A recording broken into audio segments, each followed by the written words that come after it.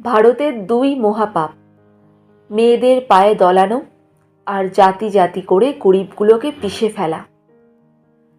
শাক্ত মানে যিনি ঈশ্বরকে সমস্ত জগতে বিরাজিত মহাশক্তি বলে জানেন এবং সমগ্র স্ত্রী জাতিতে সেই মহাশক্তির বিকাশ দেখেন।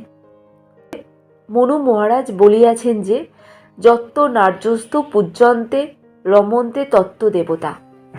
যেখানে স্ত্রী লোকেরা সুখী সেই পরিবারের ওপর ঈশ্বরের মহাকৃপা। পাশ্চাত্যের লোকেরা তাই করে, আর এরা তাই সুখী, বিদ্যার স্বাধীন, উদ্যোগী। আর আমরা স্ত্রীলোককে নিজ, অধম, মহাহেয়, অপবৃত্ত বলি।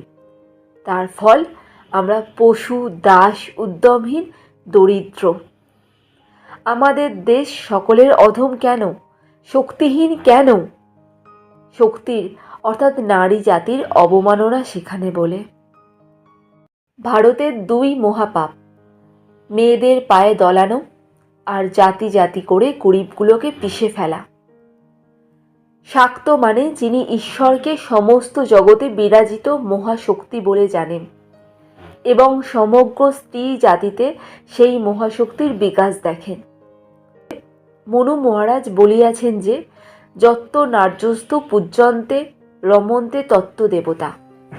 যেখানে স্ত্রী লোকেরা সুখী সেই পরিবারের ওপর ঈশ্বরের মহাকৃপা।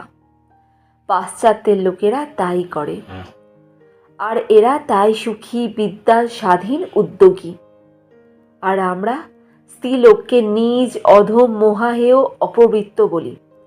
তার ফল আমরা পশু, দাস, উদ্যমহীন, দরিদ্র। আমাদের দেশ সকলের অধম কেন, শক্তিহীন কেন? শক্তির অর্থাৎ নারী জাতির অবমাননা সেখানে বলে।